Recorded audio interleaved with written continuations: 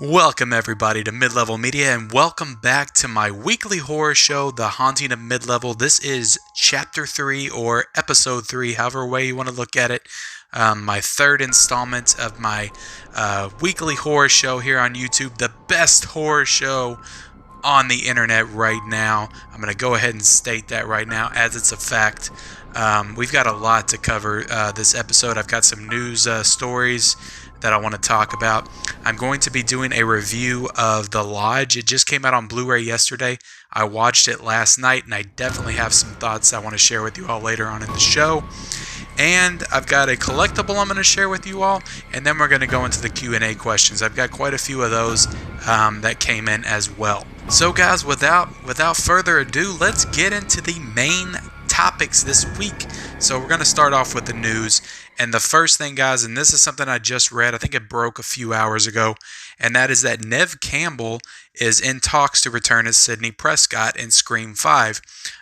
This was kind of revealed on a YouTube kind of podcast she did. I don't know if she did it today or yesterday. Scream 5 was confirmed earlier this year, but the cast hasn't been yet announced. So now we know that Neve Campbell will quite possibly, I would say definitely, if she's in talks, be returning as Sidney Prescott. And to me, like, that's a no-brainer. Like, you cannot do a Scream sequel without Sidney Prescott. So it's really no surprise, but it's just kind of having that confirmed to kind of ease our minds about the project maybe. But I'm going to read some of the quotes from this interview that she did, and then I'm going to kind of weigh in on my thoughts on that. So she said in the interview, "They've come to me and we're having conversations. It's a little hard at the moment because of COVID to know when that will happen, and hopefully we can see eye to eye on all the elements that have to come into place for it to happen. I originally had been really apprehensive about doing another Scream without Wes because he was such a genius and he is the reason that they are what they are. But the directors have come to me with such great appreciation for Wes's work, and they really want to honor it, and that meant a lot to me. Hopefully we'll be able to do it." So, yeah, I pretty much echo what she said. You know, I would be a little apprehensive to come back as well, especially since she did the other 4 movies with Wes Craven, and he directed all 4 of them. And unfortunately, he passed, I think, in 2015. So, yeah, it's something that I'm a little apprehensive just returning to this world. But to be honest, I was with Scream 4 too. But at least Wes Craven directed that one. And Scream 4 is probably, it's not my favorite Scream, but it's not the worst one. The Scream 3 is the worst one to me.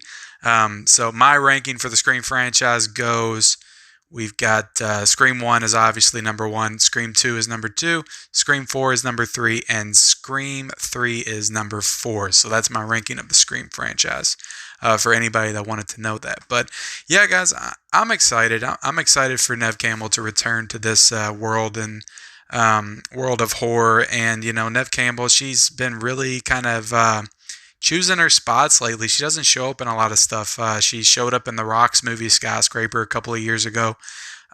She was in House of Cards a couple of years ago as well. So she's not really like acting a lot. Like, she may be acting more than I know. Maybe I just don't know what she's doing. But so yeah, I'm excited for her to come back. To me, you can't do a Scream without Neve Campbell. So the next, not really a story, but kind of a celebration of a horror movie. It turns 15 this week, 15 years, and on May 6, 2005, House of Wax released in theaters. So I don't know how many of you all saw House of Wax, and I remember seeing this movie in the theaters in 2005 and thinking it was fine. Like, it was an okay horror movie. You know, it has Paris Hilton in it. It has Eliza Cuthbert in it. It has Chad Michael Murray, who was a big kind of CW teen star back in the day. So you had all your hot teens in it, and it was pretty much your stereotypical kind of slasher movie. So I thought it was okay and didn't really think about it again until I rewatched it a couple of years ago. That movie actually held up very well as just a really solid slasher flick. And if you listen to me for long enough, you'll know that my thoughts on 2000 horror, just from the year 2000 to 2009, is pretty down. I don't like a lot of horror in the 2000s. I think it was all like torture porn and remakes of actual classics from back in the day during that time. It was just a horrible time for horror movies, in my opinion. I'm sure there was some good ones in there here and there, but largely like the mainstream horror just wasn't good. So I think that House of Wax kind of stands out as a good film from that era, and I enjoyed it when I rewatched it. So if you haven't revisited House of Wax in a while and you're kind of reluctant because of Paris Hilton or the stereotypical kind of teen stars of that day being in it, I would give it a rewatch because it's actually pretty good. It's actually a pretty good slasher, and I enjoyed it. So the next thing I'm going to talk about, guys, is we had some more delays and some notable kind of horror movie delays that we're going to talk about. Spiral, which is the new Saw movie or Saw inspired, Saw sequel, Saw reboot, whatever it is, the one that Chris Rock and Samuel L. Jackson's working on. That got moved a full year, so it was supposed to come out this May. It's now coming out May 21st, 2021. So that's kind of interesting to me because in my mind, like the no-brainer would be move the Saw movie to October. Like it was supposed to come out in May. That was already a weird release date. Why don't you move it? Every single Saw movie that's come out, as far as I know, has been released like the weekend before Halloween or the weekend of Halloween. They've always been released in that October time frame. So take it back to its original date, release it Halloween weekend. And I think it might be because they're afraid of Halloween Kills. But to me, Spiral, the Saw franchise, does not have the notoriety it did back in the 2000s. I don't think either way it's going to make a ton of money. And as long as you keep it kind of 2 weeks removed from the Halloween Kills, I don't see it affecting it that much. So yeah, I would go ahead and move Spiral from this May to October, but they went ahead and just pushed it a full year to 2021, and what that tells me is maybe there's some problems with it. Maybe they feel like they got to go back in and reshoot a lot of stuff, and they're going to need more time to shoot it, quite possibly. So the other one was Antebellum. It got moved from, I think it was supposed to come out in May, maybe April, but it's getting moved to August 21st, 2020. And that trailer was that trailer that came out for Antebellum. I think it came out back in January or February. It was actually pretty cool. It reminded me a lot of some kind of interdimensional time travel. Reminded me a little bit of Butterfly Effect, just kind of the vibes and the tones I was getting from the trailer. But that's starring Janelle Monáe. And that's moving to August 21st, 2020. So August we have Antebellum and we have Wonder Woman. I think those are the big releases we have in August. So I'm excited about that one. So those are the releases. And the next one and the last kind of news story I'm going to cover here is Jessica Roth, who, if you don't know her, she was in Happy Death Day. Happy Death Day to you. Still hopes to make a third Happy Death Day. She revealed that in an interview while she was promoting her new Valley Girl movie. And she said, if we got the right script and, the director has been working on it and, we get the right budget and the right parameters, like I want to do a Happy Death Day part 3 and complete that trilogy. So I really like the first Happy Death Day. I think it's a solid teen slasher. It's one of the very few PG-13 horror movies that is actually good and takes advantage of that PG-13 rating in a positive way. It's actually pretty creepy and it's actually really well done. I do not like Happy Death Day to You. I thought, forget the fact that it's not even a horror movie anymore. It's more like sci-fi, kind of weird stuff. I don't know how to describe it, but it was way more sci-fi than it was horror. There were some horror elements in it. But that wasn't really my problem with it. The acting in it was horrible. And I love Jessica Roth in the first one. I didn't think she did a very good job in the second one. And all the characters are just super dumbed down. There's some really cheesy, like CW level acting, especially out of the mom and the parents in some of those scenes. And it did not hit me in the right way. I did not enjoy that movie. I would be interested in seeing a third Happy Death Day, though. It just, I hope they bring it back to its roots from the first one. If they make it more like the first one, I'm in for it. If it's the same old crap from the second one, or if they do something totally different, that's fine. I just want it to be good, and I didn't think that the sequel was that good. I'm sorry. It was one of my most disappointed movies of 2019. I remember when the year started off, I was really looking forward to that movie. The trailer debuted at Halloween 2018. I remember that, and I got super excited for it. It was a great trailer. The movie just disappointed me. So I've got tough feelings on that. But yeah, Jessica Roth is awesome. She's a great actress.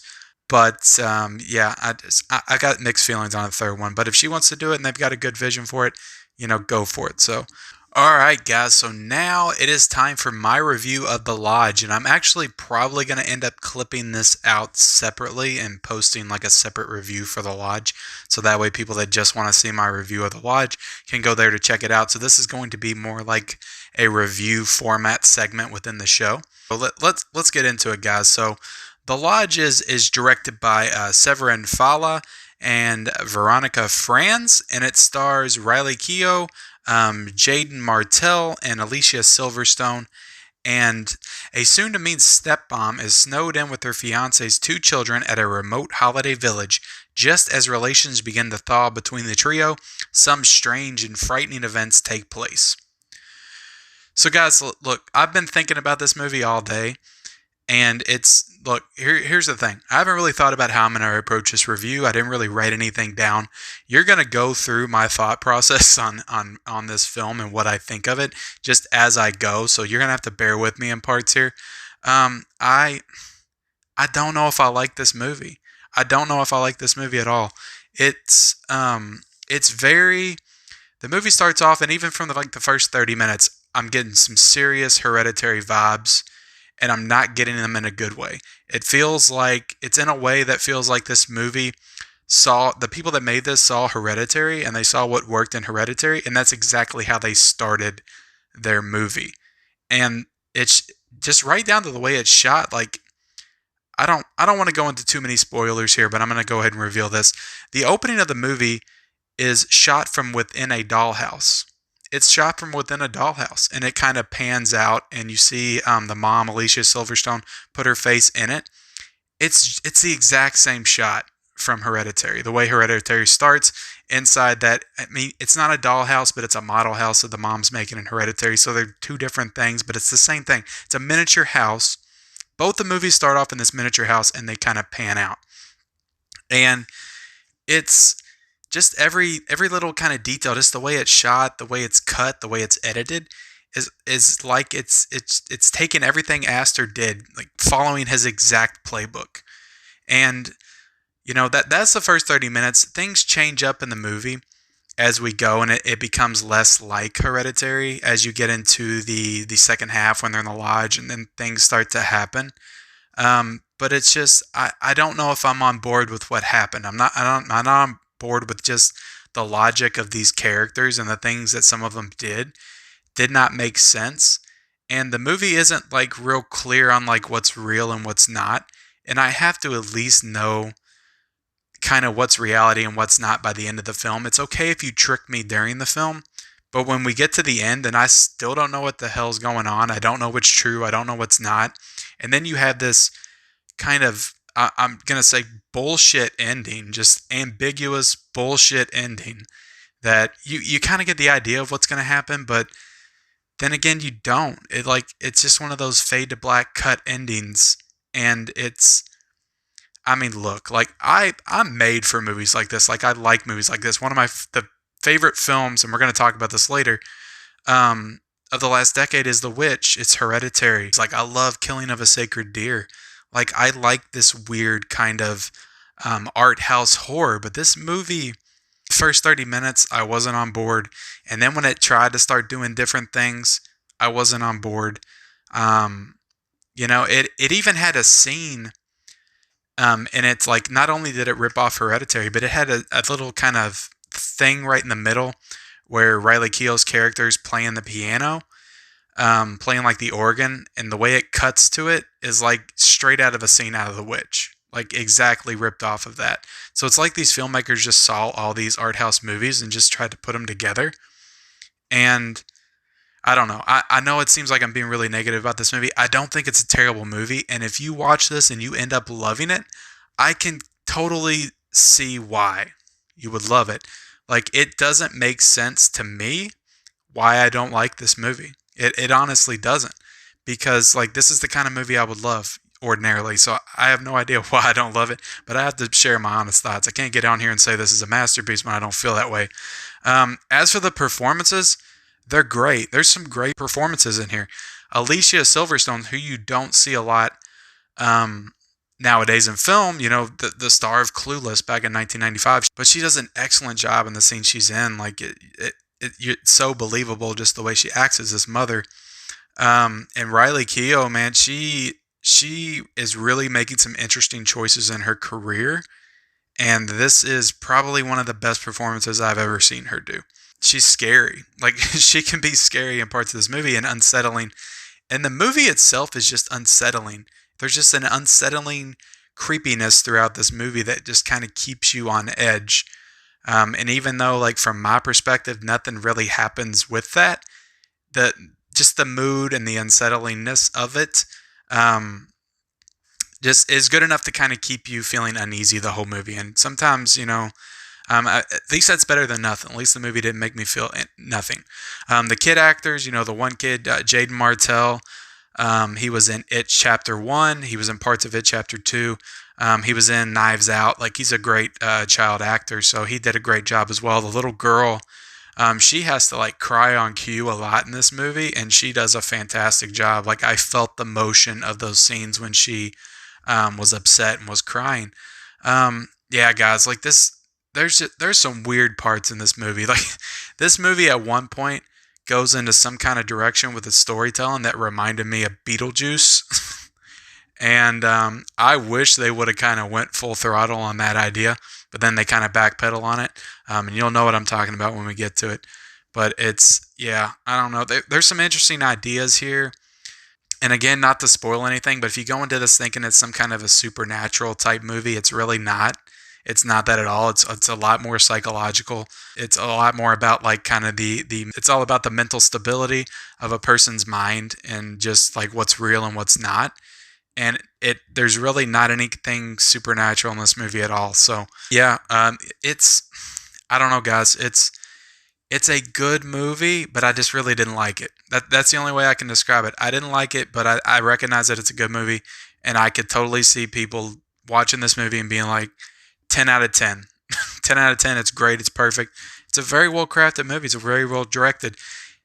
Do I think they kind of rip off scenes from other great horror movies? Yes, I do. Maybe they didn't. Maybe they didn't even see those other movies, but I have a feeling they did. So, guys, that's my review on The Lodge. So, as far as the score, I'm going to give this a 7 out of 10. I think that there's some good ideas here. I think it has a really creepy, eerie tone. I could totally see people liking this movie. It just didn't hit me in the right ways all the way through. And yeah, so let's go ahead and move on, guys, because I got a collectible to show off real quick. We got, here this week, I've got the Nightmare on Elm Street Part 2 Freddy set. And again, I haven't opened these because I don't open any of these. But this is by NECA again. And you can see in the back, you got Freddy in the back of the bus. This is actually I don't know if it's my least favorite Nightmare, but it's one of my least favorite. It's my least favorite Nightmare movie with one of my favorite scenes in the whole Nightmare franchise with the bus scene in the beginning, so it's kind of weird. You have Freddy right there. You got him with the two dogs. God, it's been forever since I've seen this movie. Does this movie have two dogs with human heads on them? I guess it does. Freddy's sitting there with the fire in the background. This is a really cool one. It's a really cool NECA, guys. So, yeah, they sell NECAs at Target. So they also sell them on Amazon. So if you ever want to check one of these out, just get on there and buy one, because they're really cool. I don't take them out of the package. I know some people do, and they take pictures with them and stuff, but I don't do all that. But all right, guys, so let's get to the fun part of the Haunting of Midlevel. I don't know why I say the fun part. It's all fun, guys. We're having fun, guys, because we're talking horror. It's a thing we all love. So let's get into the Q&A, guys. So the first one I got comes from Shane.movies. And Shane.movies asks, what do you think of the new Lovecraft Country teaser trailer? So I didn't know what he was talking about at first when he first sent that. I'm like, what is the Lovecraft Country teaser trailer? I thought it was a movie, but apparently it is a show that's going to be on HBO, and it's coming out in August, and it's being produced by Jordan Peele and J.J. Abrams. So it's like, what a combo there. J.J. Abrams just got to put his hand in everything now. But yeah, it was a cool trailer. I liked it. I actually watched it right before I started filming. Hadn't seen it before. It's got it gave me some Stranger Things vibes towards the end. But it's got a cool setting and it's set back in the 60s. It's got like an old 60s R&B song playing, and the song's kind of slows down like it does in the Us trailer with the 90s R&B or the 80s whatever time I Got Five on it came out. And then the Candyman trailer with the Say My Name from Destiny Child, they're following those footsteps again with the slowed down kind of R&B song, and this one's just a 60s song. So it sounded cool, but you know Jordan Peele's involved when he takes a popular R&B song and slows it down in the trailer. But yeah, it looked cool, guys. Like I'm into it. Like HBO, all you have to do is put HBO's name next to something, and I'm here for it. Like it's probably going to be at least good if it's done by HBO, like we talked about with Hellraiser last week. So the next question, guys, and this one comes from Iceman's Movies, and he asks, I think The Invitation 2015 is underrated. What are your thoughts on the movie if you've seen it? So that comes from Iceman's Movies. He's on Instagram if you want to go follow him. He posts a lot of movie shots, does a lot of stuff in his stories. He's a big film fan, so go follow him if you can. So yeah, The Invitation. So I'm so glad you asked me this because I always want to talk Invitation. This is a movie that I booted up probably back in 2016. I think it came out in 2015, like you said, but I booted it maybe back in 2016 on Netflix, just a random late night watch. I'm like, it looked interesting, so I turned it on. That movie takes you for a ride. Like, I love that movie. It's one of the biggest surprise, like, blind watches that I've ever had, and one of the best experiences. That movie, it is a slow burn, but it is so tense, and just the acting in that movie, the performances are fantastic. I think Logan Marshall Green is the main character, who's the guy from Upgrade. He's in it. It's directed by Karen Kusama, who also did Jennifer's Body. She's on line to do the new Dracula film.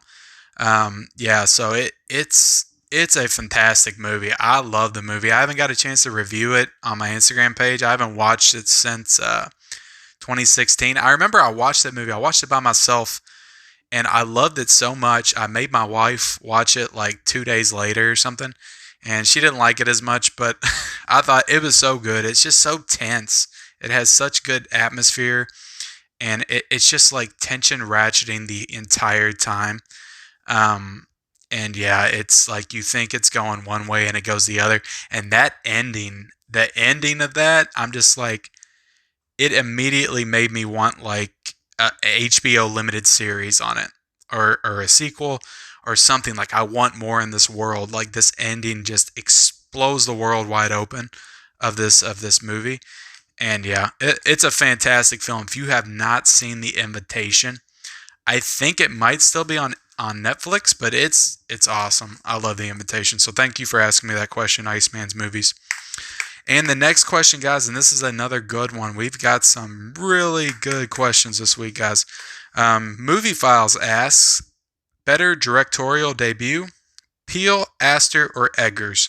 Second question, better follow-up film. So that comes from Elliot at Movie Files, and if you don't follow him, guys, he's on Instagram, he's on YouTube, at Movie Files. So go ahead and give him a follow. He does reviews of everything, TV, movies. Excellent channel over there. So go give him a sub and a follow. That is a really great question. It is a tough one, and as you can see, like, I prepared for it. I put all their movies up back behind me. I've got Us and Get Out and Hereditary and all of them. This is a tough question because, like, The Witch and Hereditary and Get Out might be in my top 3 horror films of the entire 2010s, of that whole decade. So, like, these movies are all fantastic. Like, I think they knocked it out of the park, all 3 of them.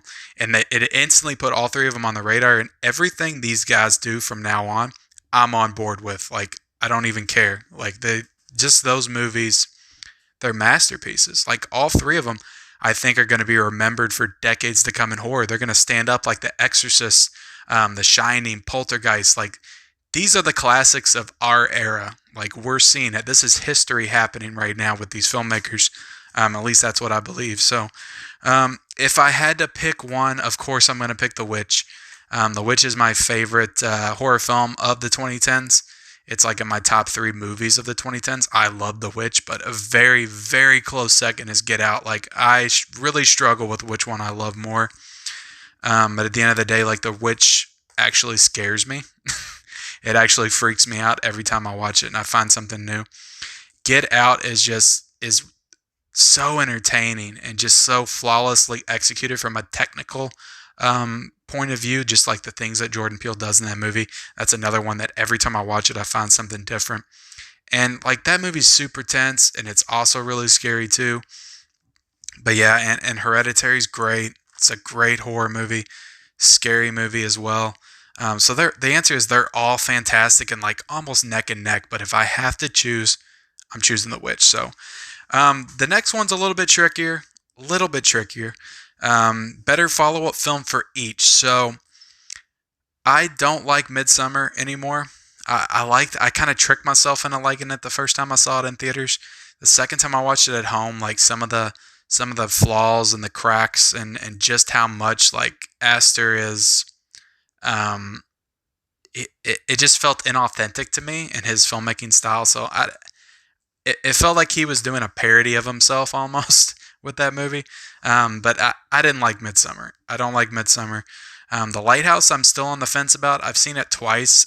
I liked it a little bit more the second time, only because I kind of knew what to expect and I knew what that movie was going to be. I still don't think it's a flawless, like, perfect movie. There's some problems I have with it. But so if I have to go with best of the follow-ups, I think that Jordan Peele is 2 for 2. As far as I'm concerned, I think that Us is a great horror film. It's just the fact that it has to stand in the shadow of Get Out. Like, Get Out's like a masterpiece for the ages, and Us is just a really great horror film. I don't think that Us has a lot to say, as it doesn't have as much to say as Get Out. Like, Get Out it transcends everything. Like, it transcends the genre. And yeah, so Us disappointed me when I saw it. I still think it's a great horror film though. And yeah, so I'm going to pick Us for that. I think that Jordan Peele had the better follow-up of the 3. So I hope that answers your question, movie file. So let's move on to the next one, guys. Also from Iceman's Movies. He sent 2 questions in this week. That's perfectly fine, Iceman. So the next one he asks is, have you seen Dog Soldiers from 2002? If so, what are your thoughts? So I looked this one up and I kind of had an idea of what it was, but no, I have not seen this movie. It is directed by Neil Marshall, who, if you don't know, directed The Descent, which is an excellent horror film from 2006. I was talking about how much I hated 2000 horror earlier. The Descent is not one of those. I think that The Descent is probably the best horror film of that entire decade, and it's one of my favorites of all time. Like, that movie, I remember seeing that one in theaters. It freaking blew my mind. Like, that movie is so scary. And the great thing about that movie is that it's scary before the monsters even come. Like, just the claustrophobic nature of it with them climbing in the tunnels and everything. So yeah, The Descent is a great movie. Dog Soldiers looks to be like a kind of a werewolf movie. So I've never been, big into werewolf movies, but to be honest, like, I love American Werewolf in London. I just kind of rediscovered that last year. So maybe I'll go back and watch Dog Soldiers now, directed by Neil Marshall. So if you recommended Iceman, I might give that one a watch and maybe talk about it on an upcoming episode of The Haunting of Midlevel. So the next question, guys, and this is the last one I got today, and this comes from An Excellent Day for an Exorcism. And that page is on Instagram, so you can go follow her over there. And she asks, have you seen any of the Omen sequels? And if so, which one is your favorite? So no, I have not seen any of the Omen sequels. I have seen the first Omen. I actually watched and reviewed the first Omen last year for my 31 Days of Horror. But no, I haven't seen any of the sequels. I'm interested, though. I do want to see them. I know that the third one has Sam Neill in it. So I'm definitely interested in seeing that one. So no, my answer is no. And to be honest, like I like The Omen. That's never been one of my favorite horror films, though. I think it's good. When I watched it last year, I thought it was good. But I am interested in checking out the sequels, in particular the third one because of Sam Neill's involvement and just like the older version of Damien and coming to fruition. That would probably be kind of cool. So yeah, maybe I'll give those a watch as well and review those on an upcoming episode of The Haunting of Midlevel. So if you would like that, leave me a comment down below. But that does it, guys, for this edition of The Haunting of Midlevel Chapter 3. I hope you all enjoyed hanging out with me today and talking horror. I love horror, and this is what I do. Like, I feel the most in my comfort zone when I'm here with you guys, just answering the questions about the thing I love, horror. And just talking about it. Like, I love this stuff. So go ahead, guys, and if you haven't yet, if you're joining me for the first time, if you're just discovering me with this episode, go ahead and subscribe to my channel.